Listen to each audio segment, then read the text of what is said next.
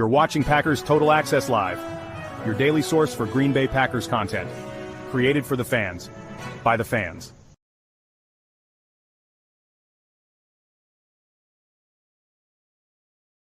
What's up, guys? Welcome into Packers Total Access. My name is Clayton. You can check us out on Packernet.com. Find me on Twitter at Packers_access. Email us, PackersTotalAccess@gmail.com.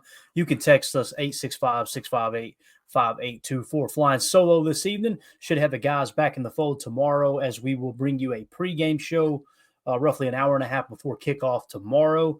And then we'll be doing a post-game show immediately following the Packers-Niners game. Hopefully everyone is having an awesome evening here as we're getting geared up for this game to finally get kicked off tomorrow. I'm as excited about this game as I have been any game this year, to be honest with you. I'm really, really jacked to see what the Packers can do against this 49ers team that's a little banged up, but hey, so are the Packers, so it should be a good one. All right, so we had some more news break on the injury front, at least from the San Francisco 49ers side, and it is good news for the Packers. Give a shout-out to everybody in the chat. We got Daryl in the house. Good to see you in here, buddy. We got Liberty under attack. Looking forward to the show. Cheers, friends. Hey, appreciate you swinging through, bub. Nathan in the house. We got Dylan in the house. Everybody in here tonight. Prince, what's up, Prince? He said no practice squad call-up should mean we might see Hopper on defense. Amen, Prince. Took the words out of my mouth. We talked about, is this the week that maybe Jamin Davis gets called up, seeing that Edgerrin Cooper's going to miss? Seems like they're going to go with Hopper. So I imagine what the linebackers will look like in our 4-3 base, and we talked about it this morning, how the 49ers run a lot of 21 personnel more than anyone else in the league. I think like 38% of the time. So if they're in 21, we're going to stay in a base 4-3 a good chunk of the day. I imagine it's going to be Quay Walker at mock. It'll probably be Eric Wilson at left outside linebacker, and then they'll probably have Isaiah McDuffie at right outside linebacker, would be my guess. So you guys know that may flip and twist depending on which side's the strong side of the formation. To me, it seems like they're more predominantly playing on a specific side as opposed to who's going to be on the tight end side. At least that's the way it seems like with Jeff Hafley's 4-3 up to this point. Now, with that being said, you get an injury, somebody needs a breather, somebody breaks a shoelace, Tyron Hopper's going to be in the game. There's no doubt about it, right? So I'm really excited to see him get some snaps tomorrow, man. Again, with in every seed of adversity, right, or in every adversity lies a seed of great equal or greater benefit, I think is how it goes. We might have an opportunity to see Hopper tomorrow and him just flash and go, holy cow, we don't need to do anything in free agency with the linebacker room next year. We got enough depth. That may be the case. So I'm excited to see what he does. And I apologize for the voice. It's going quick. I may or may not have hung out in the cold today around a campfire. So it was much needed, but the voice is going quick for sure. Cannonball John in the house. What's up, buddy? Dane Stromstad. Good to see you, sir. Stacy Mitchell. Good evening, PTA posse. Yay, I made it to a live show. Appreciate you swinging through, Stacy. Biz in the house. Biz 1987 says, no deer today. Need PTA to help my spirits. Hey, you'll get one, man. Don't worry about it. It's coming. And it's going to be an even bigger buck, right? Just because you're having to wait. So let's do this. Let's go around with the information. We hit on the injury report earlier today, and one thing did change. We already had some guys listed as out. If you'll notice, John Feliciano, their center with the knee injury, was limited all week, and he was listed as questionable. Well, it came down Twitter not too long ago that the 49ers have also ruled out offensive lineman John Feliciano versus the Packers. So I've seen it from 2 or 3 different sources. I did not see Ian Rappaport or Adam Schefter report it, but they may be too busy to hit on something like that. I don't know. So if you guys would, in the chat, if you've heard something other than John Feliciano playing, let me know, okay? Or not playing, I should say. Let me know, because if all my, everything I read on Twitter is correct, they're going to be without their starting center as well, man. It's going to be a rough go for the Niners. And, again, it's still going to be a tough game. You can't overlook them. We're going to say it until kickoff. We're going to say it after the post game as well.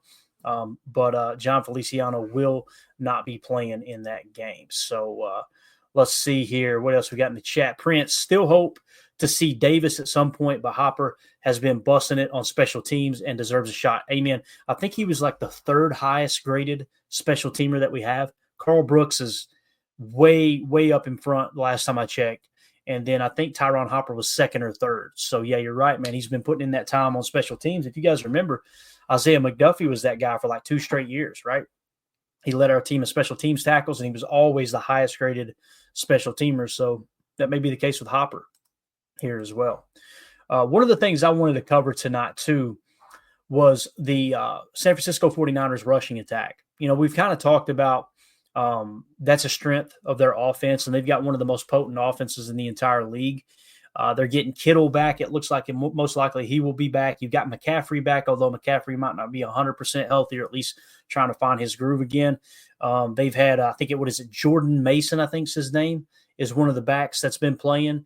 And then you also had Isaac Guerendo, if I'm saying that correctly. Okay, so they got kind of a 3-headed monster there. Jordan Mason, Isaac Guerendo, and Christian McCaffrey. To the best of my knowledge, they're all 3 healthy. Healthy as in they're going to get touches, right? That's going to be their top 3 backs. You guys correct me in the chat if I've got that wrong, okay? I may have overlooked that. I tried to glance through. I didn't see that Guerendo was on the injury report anywhere, so I'm thinking we're good there.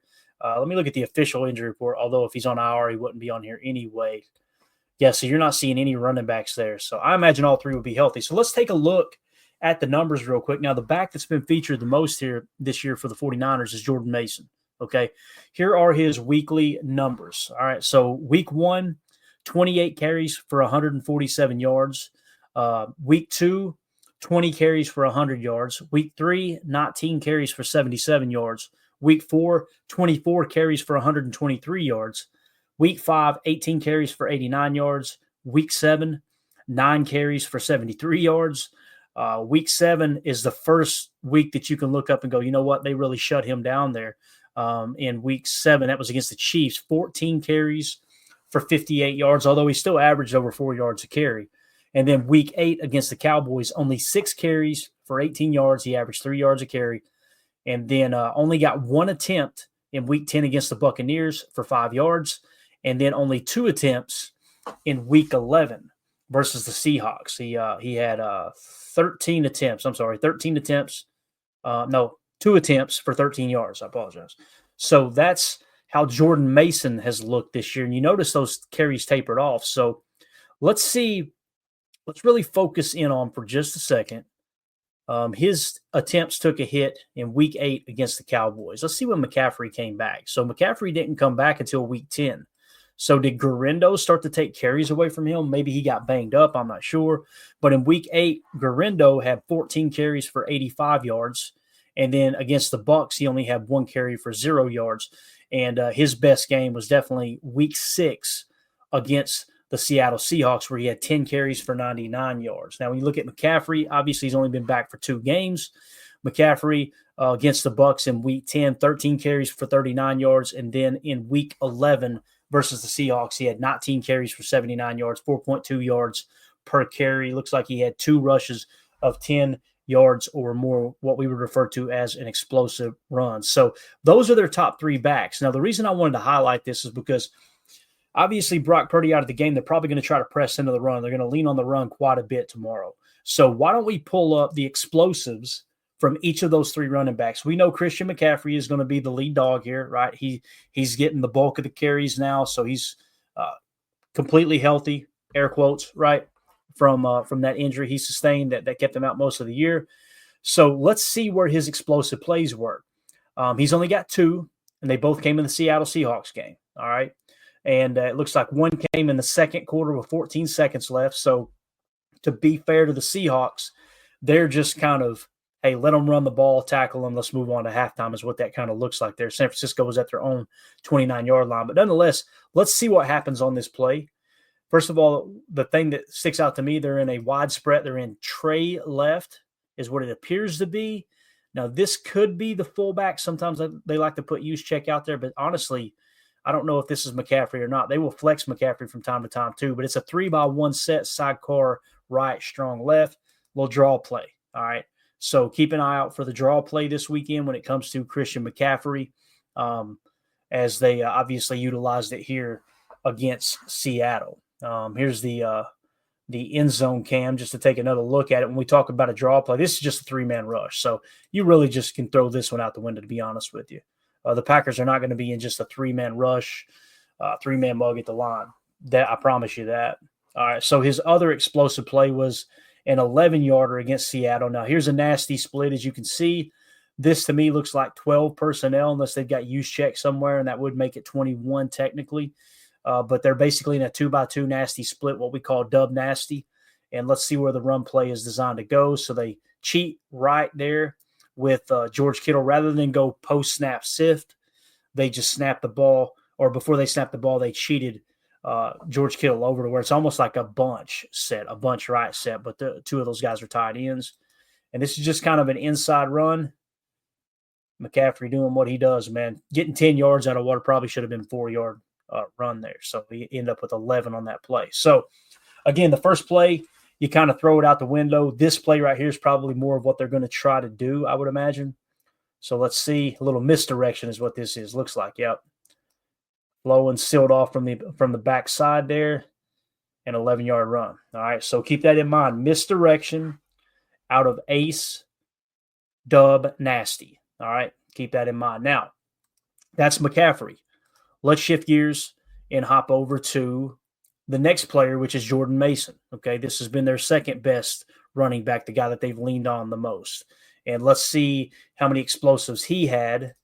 Looks like he only had one explosive, or his most recent explosive, I should say, was against the Chiefs, and this was for 26 yards. So let's see if we can get a glimpse as to what Jordan Mason does well when he's running the rock here.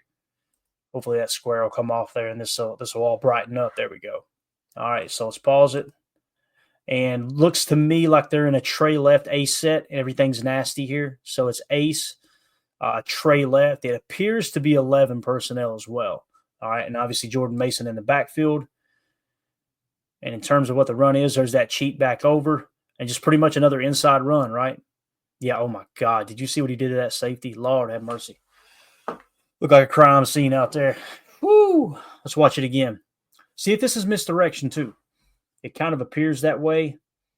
You're going to see there's the cheat motion. It looks like zone left, and now it's just zone left. So they just went inside zone left is what it appeared to be to me there. And that's, golly, him juking that safety. Whoop!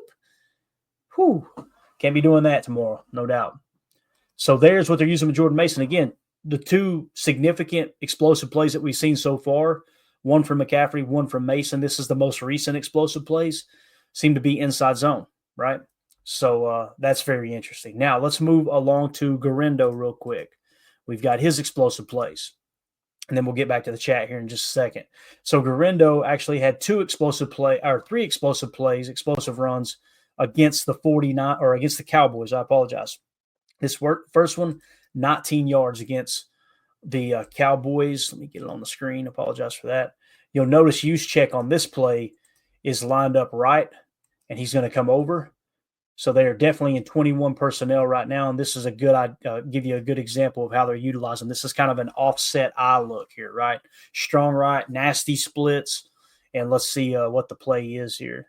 So they're going to bring, once again, what you're noticing, rather than running sift, what they're doing is they're cheating over the tight end right before the ball snap. Kittle's getting a run and go to crack that edge on the opposite side. So this is the same thing as split flow, really.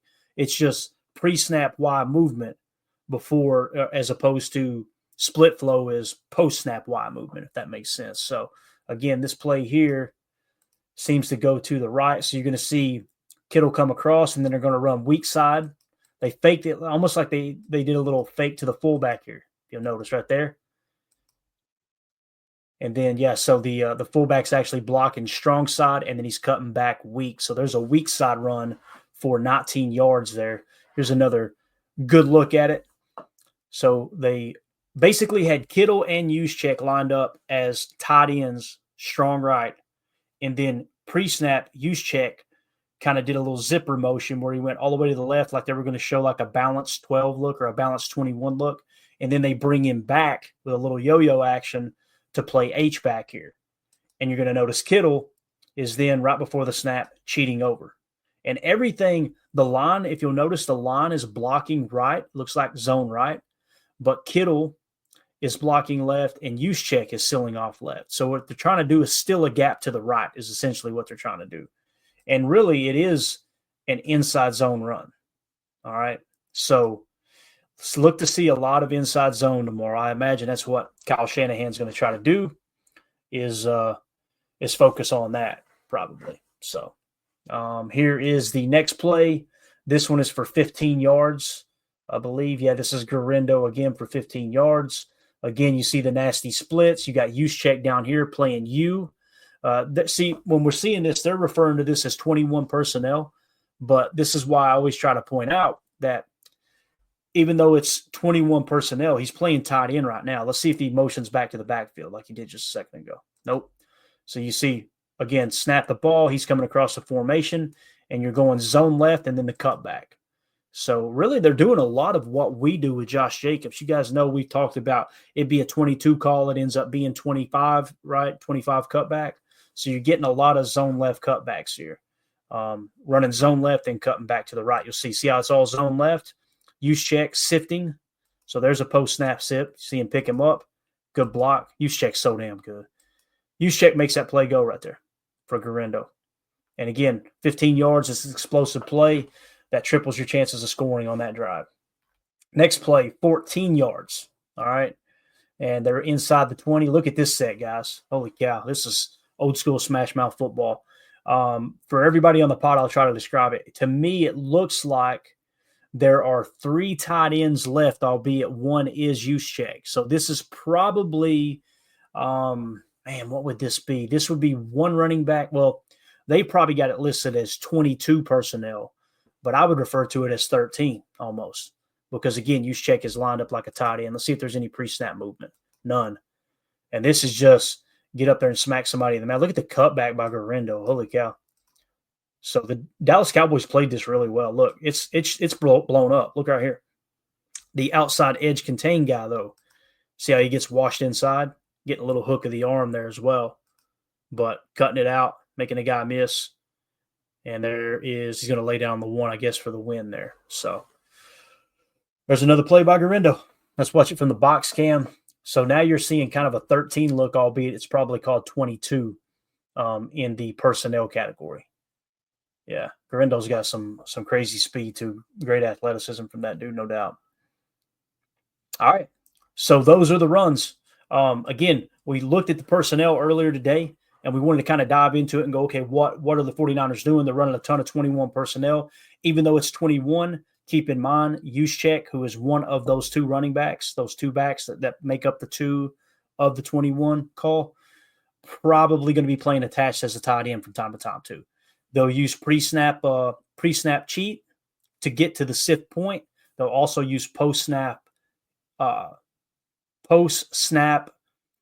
sift to lock down the backside of a run. So when they go zone right, they're almost always going to have Kittle or Juszczyk blocking in the opposite direction, sealing off the edge. What you're trying to do is you're trying to get the defensive line blocking in one direction. They're getting blocked in one direction, so the running back can cut off the backside, and the sift block can seal the end who is coming unblocked. If that makes sense. You're kind of – it almost acts like an 0-1 trap where you're suckering the defense into thinking, oh, we got a free runner. We're +1 on the hat, and you're really not. They're setting you up for an explosive on the cutback is essentially what that is. So, again, I think we're going to see a lot of running, so it's important to kind of understand what it is they're trying to do, for sure. Ari Ironminer, 49ers have 3 top running backs. McCaffrey may get going again this week. They got a good running attack, man. I think what you got to do as a defense, you got to come out and commit to stopping the run and make the quarterback beat you.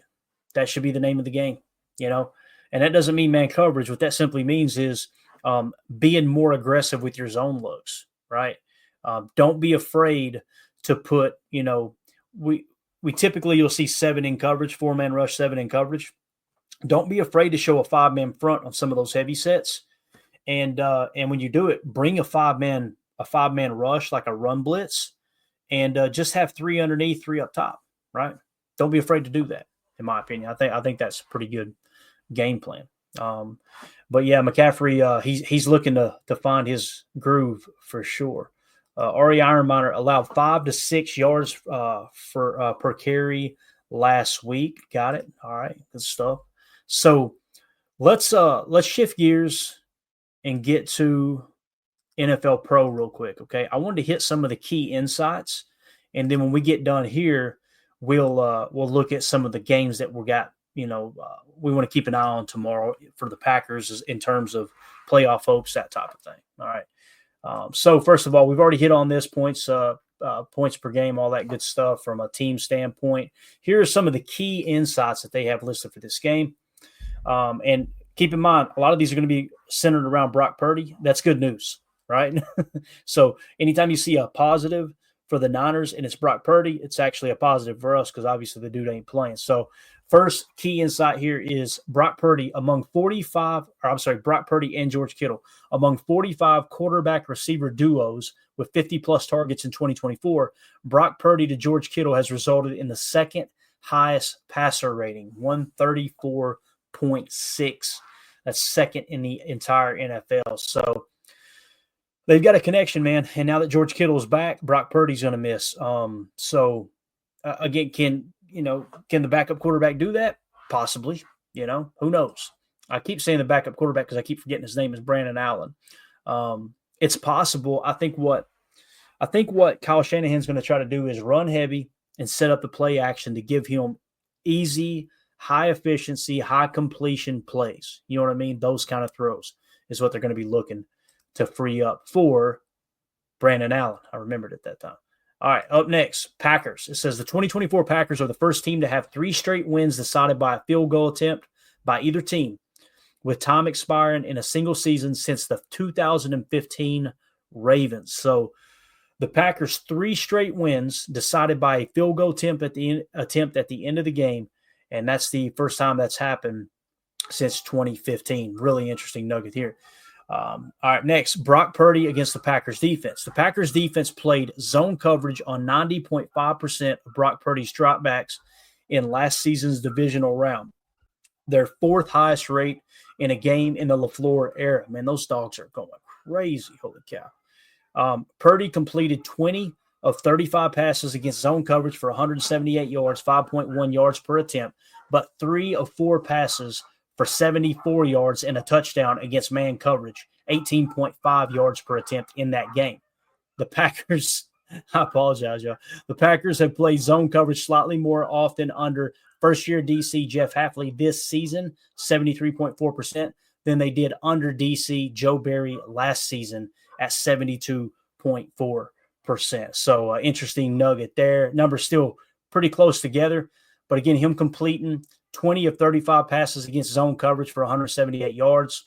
We don't have to deal with him, obviously, but it is important to know that the Packers decided to play zone coverage on 90.5% of Brock Purdy's dropbacks in last season's division round loss there to the Niners. So interesting to see if Matt LaFleur will keep that up moving forward as well. Next key insight.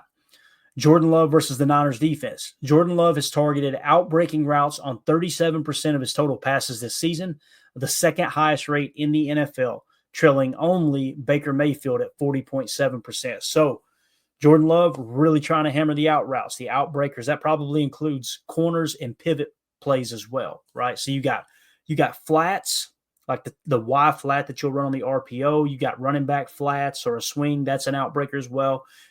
It didn't specify receiver, did it? It just said targets. So you got quick outs, you got deep outs, the 10-yard outs. You've got the corner routes, you got the post corners, you got the whips or the pivot out plays, those type of calls. And the reason they're utilizing that, guys, I know people got mad at Jordan Love for doing that. Nobody's getting mad they got mad at Aaron Rodgers for doing that. Nobody's getting mad over Jordan Love doing it, right? It's like everybody's gotten hushed about it. That out route, throwing that out route, the reason it's rare in the league or just in football in general is you've got to have a cannon of an arm to hit that out route. And it really shows the confidence that Matt LaFleur has in Jordan Love to put those outbreakers consistently within the offense, right? So very, very interesting nugget there for sure. Let's move it along here, see what we got next. Another Brock Purdy one. Let's hit it anyway. Brock Purdy targeted a tight window on 25% of his total attempts in the 49ers' Week 11 loss to the Seahawks, his highest rate in a game since week 4 against the Patriots at 29.6%.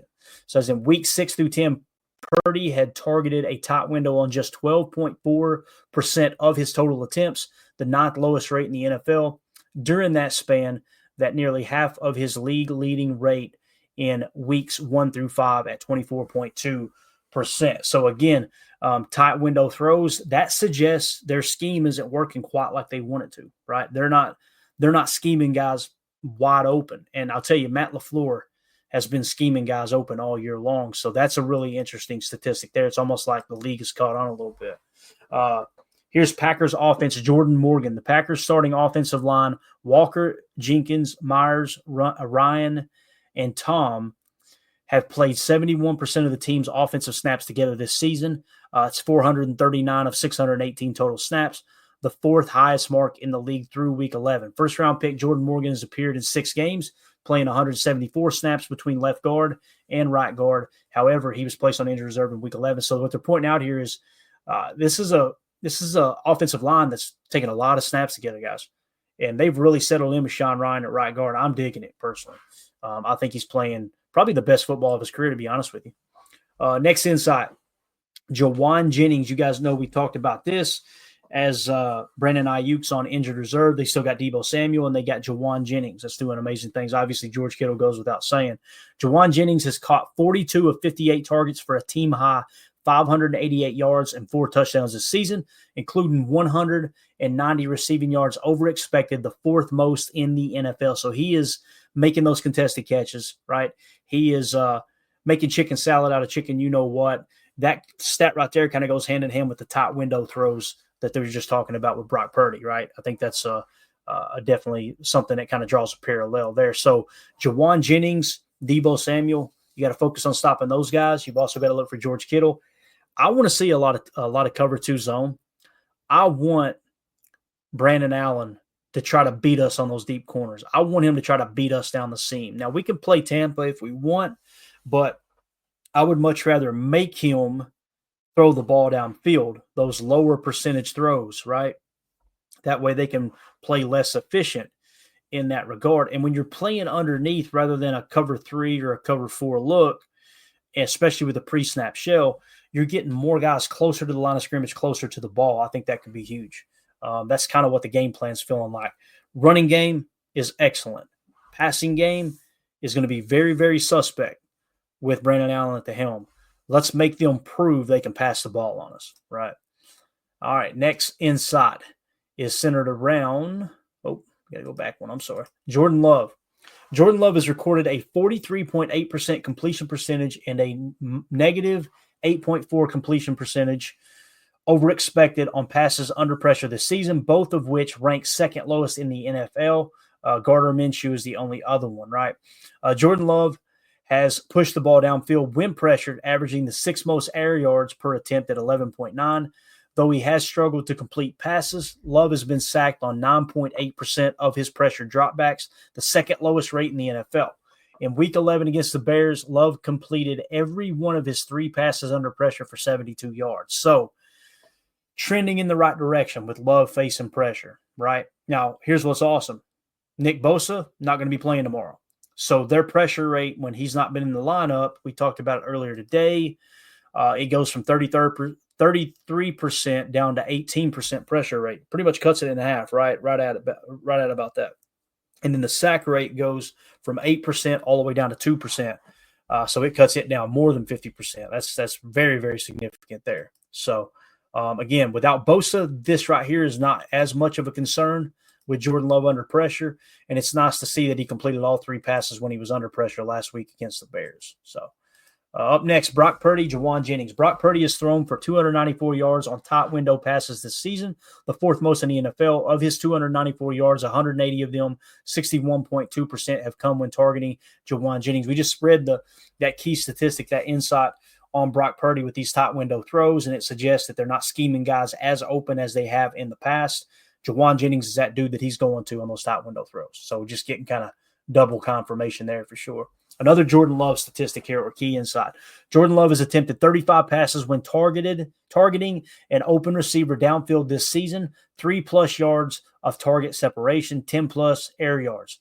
tied with Joe Burrow for the 6th most in the NFL. So, again, Jordan Love has attempted 35 passes when targeting an open receiver. What we just talked about, Matt LaFleur scheming guys open, doing it way, way better than Shanahan is this year. It says Love has completed 25 of those 35 passes, resulting in the 4th most passing yards at 662, but the 10th lowest completion percentage at 60%. Of his 14 incompletions, 10 of them came on attempts from a clean pocket, the 2nd most in the NFL behind Caleb Williams at 11. Love has totaled 263 air yards on downfield passes to open receivers that fell incomplete overall, the 4th most in the NFL. Keep in mind, our receivers been dropping a lot of balls too, so that's kind of where that buffer comes into play there in the differential of those numbers. 49ers offense. The 49ers offense has exhibited several tendencies this season that stand out from any of their prior 7 seasons under head coach Kyle Shanahan since 2017. They have targeted in-breaking routes on 39.2% of their team pass attempts this season, the 2nd highest rate in the NFL, but their lowest rate in a season since at least 2018. They have also faced a loaded box, more defenders than blockers, on a league-high 54.4% of their plays, their highest rate in a season in the Shanahan era, and up from their league average of rate of 39.1% last season. So it seems like teams are run blitzing, is what it sounds like. They're really keen in on the run to stop the Niners. So that makes a lot of sense there for sure. Josh Jacobs. Josh Jacobs has totaled the 3rd most carries at 108 and has averaged 5.5 yards per carry on runs directed between the tackles this season, the 3rd most among 39 running backs with at least 35 carries.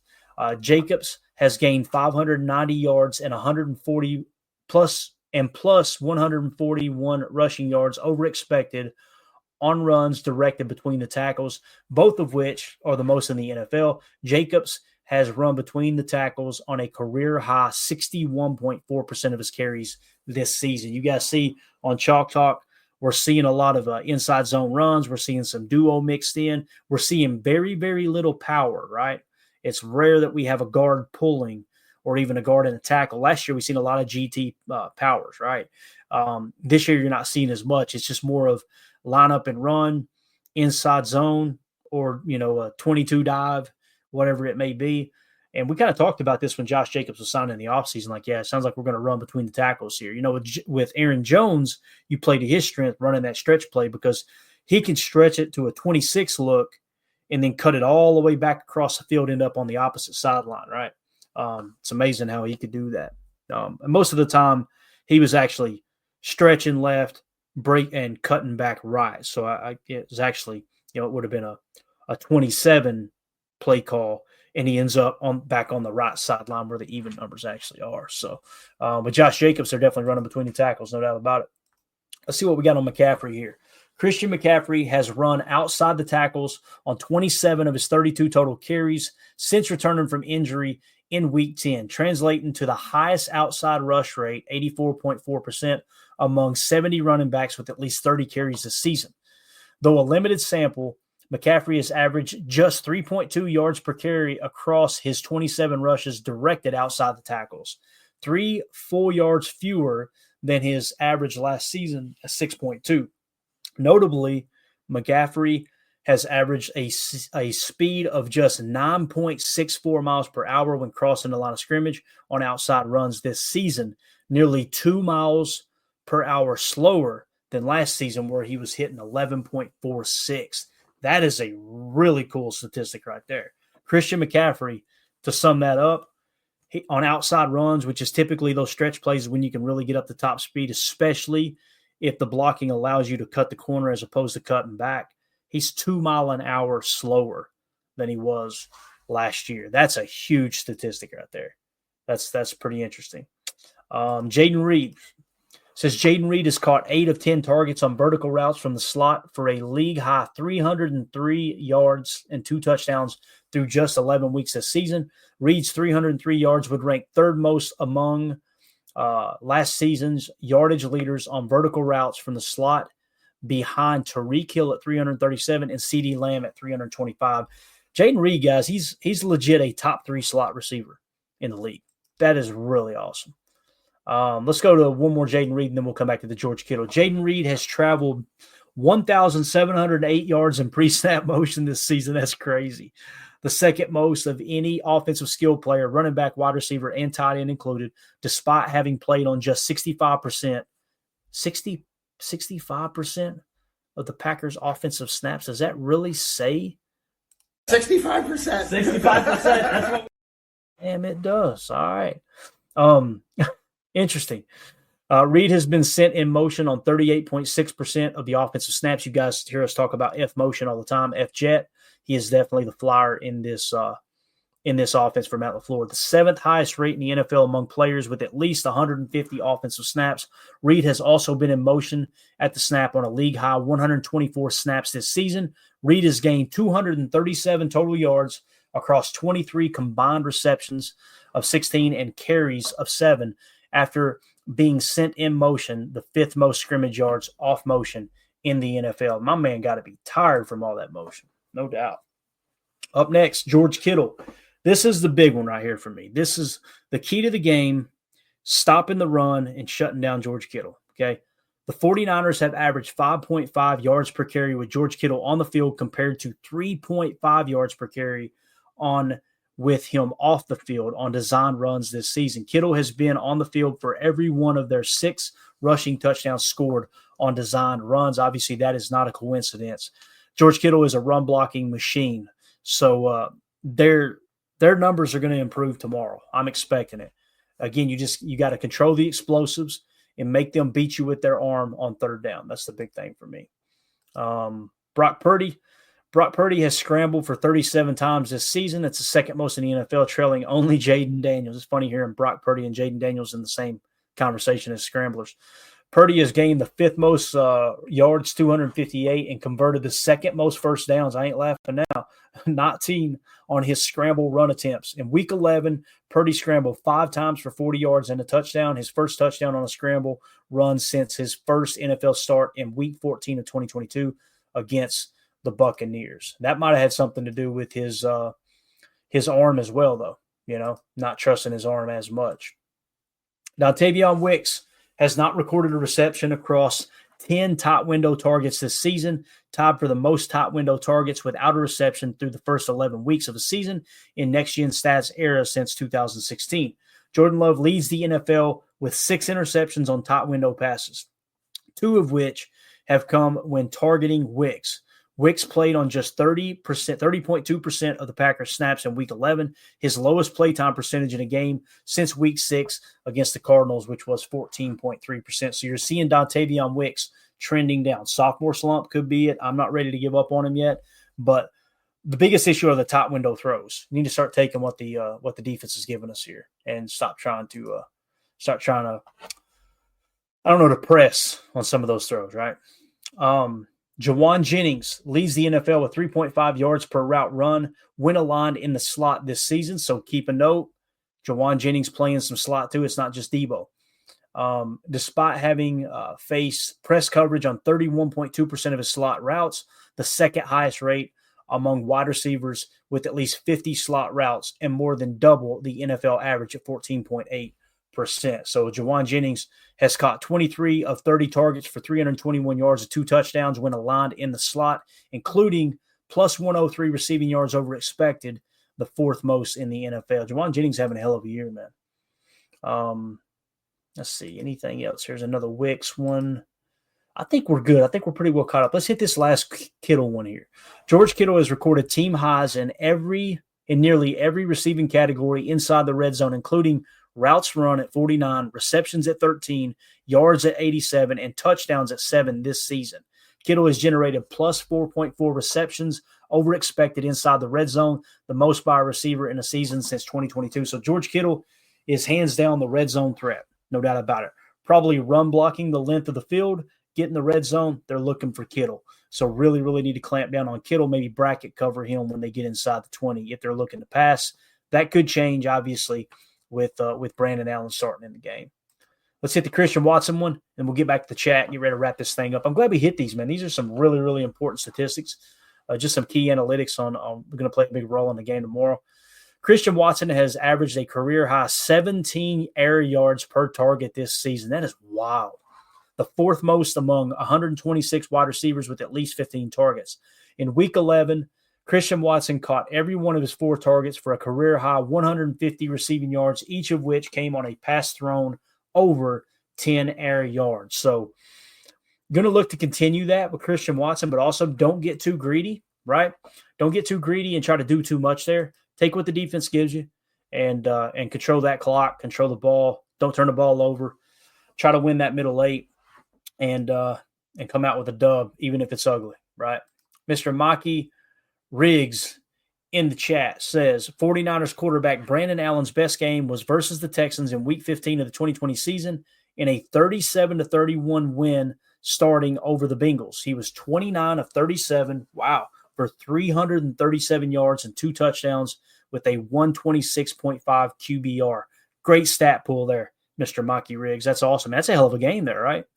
Again, Kyle Shanahan ain't no idiot, right? There's a reason he's starting him over Josh Dobbs. There's something he likes there. Could they try to push it down the field? Do you think they're going to come out and go, you know what? What do we got to lose? If the Packers do load the box trying to stop the run, let's get Vert. Could be the case, right? Could be the case. All right. Anything else we need to hit here? J. Cole, man, this defense has me nervous. I don't care who is quarterback. I feel you, Jay. But again, it's about the points allowed. You know what I mean? Like I'm going to try to give you a little bit of comfort here. We gave up 19 points. Our offense didn't our defense was on the field all day long. If you took away, essentially there was 2 third down scrambles that Caleb was able to pick up that probably cost you between those 2 third down scrambles and converting that would go on to be long drives, right? That's the reason they were so important. You probably lost 12 minutes of time of possession just because of those third down scrambles. One of which Devontae Wyatt rushing reckless took out Enigbare, and that freed up the left side for Caleb to scramble. The other was specifically was Edgerrin Cooper, a little late to the punch with the scramble. As far as the touch spy, he got kind of pulled in and was held a little bit too long. So you're not going to have that problem with Brandon Allen tomorrow. He's not a scrambling quarterback. So you can kind of throw that out the window. Maybe you do pin your ears back a little bit. You just got to – I think everything's going to be geared around a run blitz. And what I mean by that is you're blitzing the quarterback, but the top priority, your main focus from start to finish is we're blitzing to stop the run. All right, so your eyes are on the running back. Don't bite on the play or bite on the play fake. You'd rather the quarterback run free on a bootleg than you not bite on the play fake and Christian McCaffrey gas you for an explosive, right? Because we want to see if Brandon Allen can beat us. But that is some interesting numbers that you threw up there, Maki Riggs. And Jay, don't be nervous, man. Everything's going to be fine, bud. Everything's going to be fine. If we lose, I won't be here tomorrow. But no, I'm just joking. We'll be here, win or lose. So, yeah, I'm with you. Holmes says Next Gen's better than PFF. I like Next Gen's. I think they both serve a purpose. I really do. I like them both. Again, the main thing I like about PFF, they keep up with a lot of important stats like passer rating when targeted, things like that, which shout out to Ryan for showing me where to find that stuff in PFF. It's really cool. But the main thing I like about PFF, I don't care about their articles, their insight, all that stuff, their personal opinions. I could give a rat's ass about any of that. The grades are what I'm interested in because, again, whether they're extremely accurate or extremely inaccurate, that's an extra set of eyeballs on every single player, on every single play that I don't have time to watch each individual player. You know what I'm saying? So that's why I put a lot of stock in it in that regard. And again, I go in, though, looking at PFF with the mindset of, yeah, I mean, take it with a grain of salt. It's just an extra number to throw into the mix. If that makes sense. So let's see what else we got here. Daryl in the chat. Defense plays a little slow first, but when they want to win, they step up later in the second half. Their second half numbers have been really good, Daryl. That's a great point. I think they've done an excellent job in that regard. And that's going to be important tomorrow because, again, the spread's 5.5 points. I wouldn't be surprised if it comes down to another field goal, to be honest with you. I know some people don't want to hear that. I don't want to say it, but I wouldn't be surprised. We may come out and boat race them, right? But my money would be on it's probably going to be less than a touchdown at the size of this game. J. Cole says, I understand. I just don't want to underestimate this team. I need them to win. It will make the drive back home even better. Man, there's nothing worse than long drive back home and packing that L. I know what you mean there, Jay. Let's go out and get that dub for you, brother. Let's see. Rel in the chat. Do we have time for updated PFF matchups if it made any changes due to injuries? I would say we could do it tomorrow, and we will. We'll look at it tomorrow on the pregame show, Rel, for sure. We don't have time tonight. We're getting ready to wrap up. But they haven't been doing a good job at PFF. That's the other thing that bothers me about PFF. You take all this time gathering all this data and gathering all these grades, and then you go to the matchup, right? And you got guys that aren't even in the starting lineup out there and they should make it to where you can replace people. Like you can click on a player, I'm going to replace him with him, or maybe update it and say, put the highest graded players on the field for the preview. You know what I'm saying? So my guess is they didn't update it for the guys that are on injured reserve, they're not going to be on there, but the guys that might, like Feliciano's probably on there starting center. I don't know. Maybe by tomorrow when we look at it, the pregame, maybe they'll have it updated for us. We'll see. Fred McFarley, thanks, Clayton. Enjoy your Saturday. Appreciate you, buddy. Enjoy your Saturday. I'm going to get off here and watch the rest of this Notre Dame Army game, which, by the way, did you guys see Arizona State? I put a tweet out. Hilarious. It was, I think it was at BYU. It was either BYU or, I think it was BYU was setting up for, we're going to have a Hail Mary. The fans at Arizona State thought the clock had run out. I might have that backwards. Regardless, the fans rushed the field, and there's 1 second left on the clock. They tore the goalpost down, and there was 1 second left on the clock. So they had to prop the goalpost back up, get the fans over to the sidelines right behind the teams. It was absolute chaos. You get a chance, check that out. It was hilarious. Marco Day, the 49ers are decimated. We lose. That is a problem. I'm not seeing quite enough from this team yet. Love needs a non-interception game. Mark, I'm going to tell you right now, man.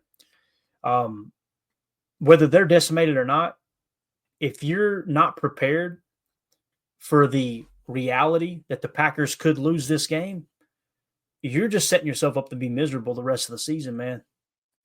I'm just telling you. Look at all the injuries they have, and it's still just a 5.5-point spread. If Vegas is saying, hey, guys, this is going to be decided by less than a touchdown, why the hell will we not look at it the same way? You know what I'm saying? Like, realistic expectations. It's important. It's important to remain a sane fan. You will go insane if you, and I hear podcasts all the time. It's, this guy, I remember Philly, week 1. And this stuff kind of bothers me. It drives me crazy when fans, podcasters make it, this is a slam dunk win. They did that for Philly. And man, I was just shaking my head. I'm like, I don't know what tape y'all are watching to think that the Packers are just going to go out and boat race the Philadelphia Eagles. That's why when I get on a post-game show, I'm not all sad and everything, because I'm like, you gotta approach it from a realistic perspective, Team ain't going to win every week, and they're not going to play lights out every week. It ain't going to happen. You look around the league, it happens every single week. Yeah, Mark, go check that out, man. It's hilarious, dude. Those players running on the field, man. Or I'm sorry, the fans running on the field. It was wild. J. Cole, I need that as well. I'm tired of hearing about J. Love's interception. I'm tired of hearing about it too. I'm with you guys on that. Don't throw any picks tomorrow, J. Love. I don't even care if you throw a touchdown. Just don't throw any picks. Oh, man. All right.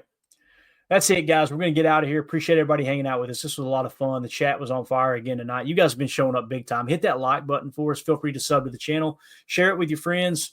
Share it on social media, all that good stuff. We're going to start expanding here real soon. I've got some ideas to take the network to the channel to a different level. The overall goal is to have 3 live streams per day eventually. It's just right now, I know the guys are busy. I'm busy. It's hard to put that together, but that's overall the goal. We want to get you guys a ton of content on a consistent basis. So, again, thank you all for supporting us. We really appreciate it. We'll be back tomorrow. So we got a 3:25 Lambeau kickoff, right? Let me think here. That's 4:25 my time. I'm going to go live at 3 o'clock my time, okay?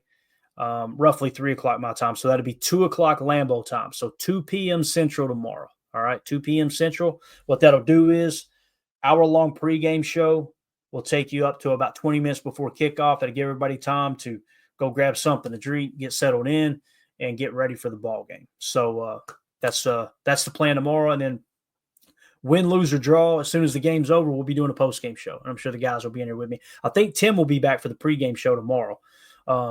If he bagged a deer, if he didn't, he might have to stay another day. I know how that goes. You talk yourself into just keep on shooting. You know what I mean? But with that being said, we're out, guys. Appreciate y'all. For those of you listening on the pod, thank you for making us a part of your day. As always, let's go out and be the change we want to see in the world. And go Pack Go.